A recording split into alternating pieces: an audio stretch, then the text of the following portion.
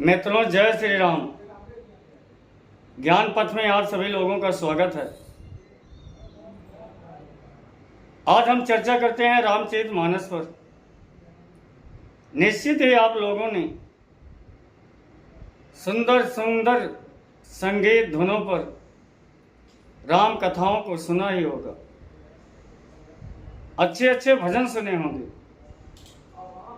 परंतु मैं यह भी समझता हूँ, सभी प्रवचनकर्ताओं को, कथावाचकों को सिर्फ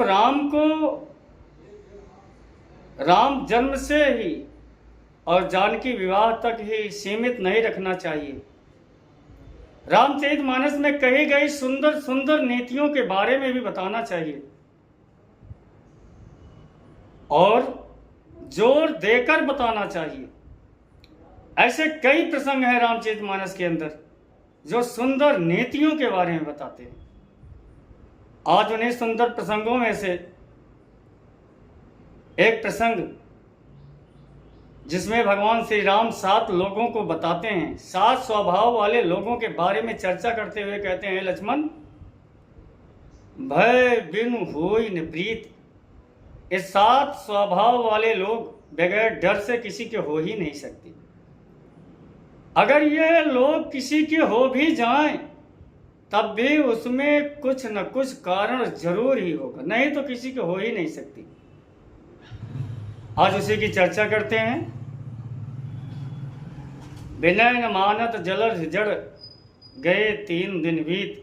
बोले राम सकोप तब, भय बिनु होई न प्रीत। यहाँ भगवान राम ने 7 तरह के लोगों को बताया, ये बिना डर से किसी के हो ही नहीं सकते।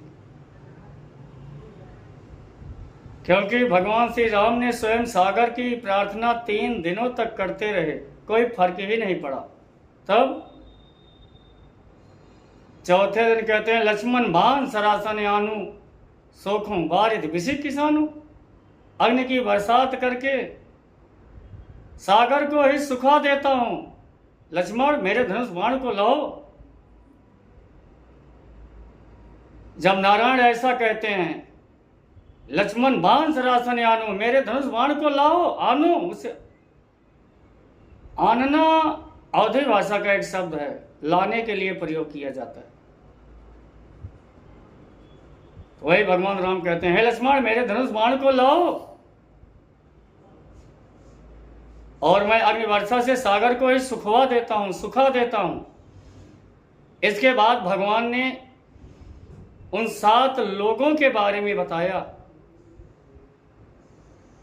जो किसी भी तरह से अगर उसका अनुलोम विलोम कुछ भी हो जाए, रहेंगे अपने फायदे के लिए ही। ऐसे 7 लोग अगर किसी से प्रेम करेंगे डर से, भगवान ने एकदम वास्तव में सटीक ही कहा है, सुंदर नीति है ये रामायण की। उसमें भगवान कहते हैं, सत्सन विनय, दुष्ट व्यक्ति से विनय करना, या दुष्ट व्यक्ति जब किसी का सम्मान करने लगे वह भी अच्छा नहीं रहता। क्योंकि दुष्ट व्यक्ति से विनय की चर्चा करना, विनय करना तो व्यर्थ है ही। अगर दुष्ट व्यक्ति किसी का सम्मान करने लगे तब भी व्यक्ति को सावधान हो ही जाना चाहिए। सठ सन विनय, कुटिल सन प्रीति।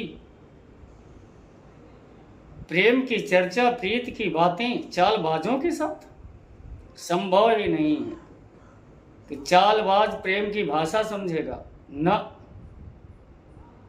सठ सन विनय, कुटिल सन प्रीति, संभव ही नहीं। अगर चालबाज किसी से प्रेम का प्रदर्शन भी करेगा ना, उसमें भी उसकी चाल ही रहेगी। व्यर्थ में तो चालबाज किसी से प्रीति करेगा ही नहीं, क्योंकि वह चालबाज सदैव चालबाज ही रहेगा, अपनी चालें ही चलेगा। चाल चलने वाले प्रेम की भाषा संभव ही नहीं।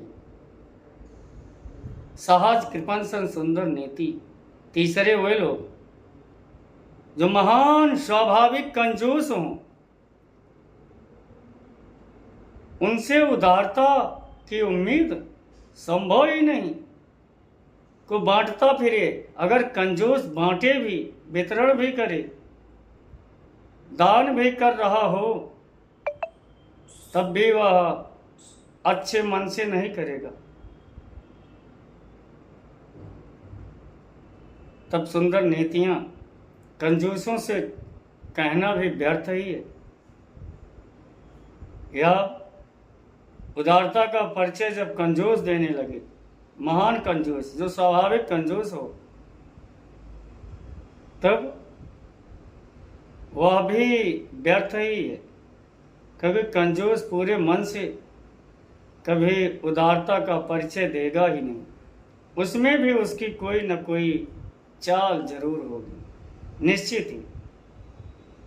दोस्त सम्मान दे पहला, तब भी उसमें उसकी चाल ही रहेगी। चालबाज अगर प्रेम का प्रदर्शन करे, तब भी कोई ना कोई चाल।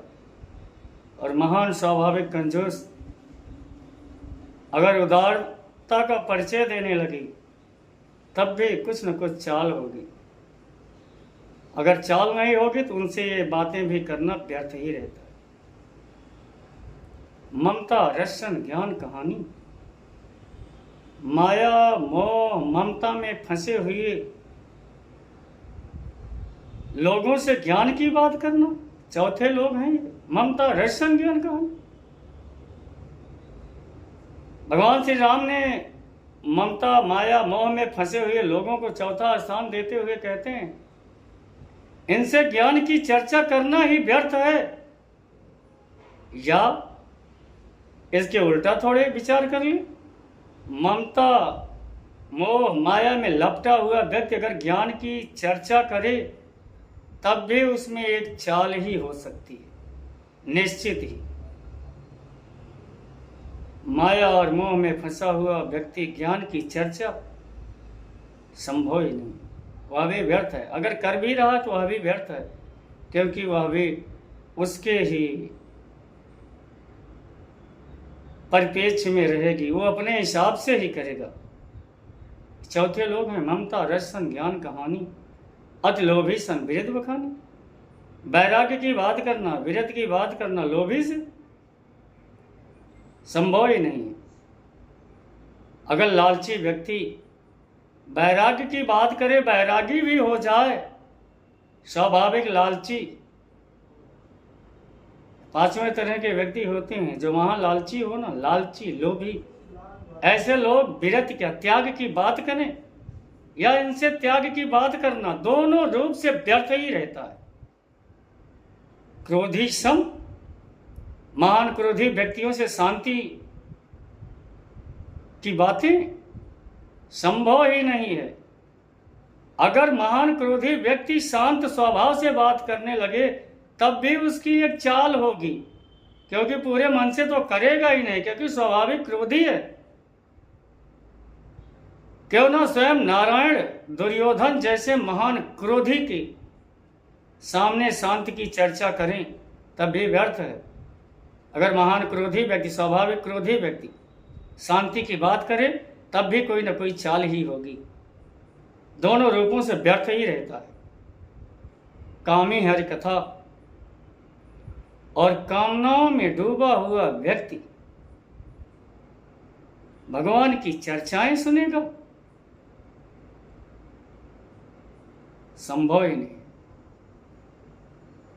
जिसकी कामनाएं दिन प्रतिदिन बढ़ती ही जा रही हैं, उससे भगवान की चर्चाएं भी व्यर्थ हैं। या यूं कह लें, कामनाओं में उलझा हुआ व्यक्ति अगर हर चर्चा भी करे ना, तो वह भी व्यर्थ है, क्योंकि वह तो स्वयं कामना में बधा हुआ है। जो कामना में बधा, भगवान के बारे में क्या बताएगा? संभव कैसे है मित्र? कहां संभव है? चलो मैं खुद को ही ले लूं, मेरी कामनाएं बढ़ती चली जा रही हूं। आज एक घर, कल दूसरा घर, तीसरा घर, हवाई जहाज, सब कुछ मेरी कामनाएं बढ़ रही हूं, तब भगवान की चर्चा संभव ही नहीं है कि कामनाओं का वशीभूत व्यक्ति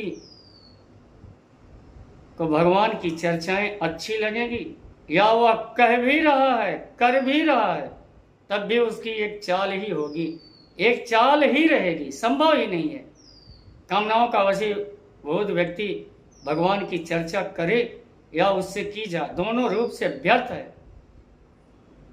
आगे नारायण ने कहा, ऊसर बीज बोए फल जथा, कहीं कहीं बोए भी लिखा है, ऊसर बीज बोए फल जथा। यावधी भाषा में लोग पढ़ते हैं और कहते हैं ऊसर बीज बोए फल जथा, जैसे किसी बंजर जमीन में ले जाकर के किसी फसल का बीज बो देना,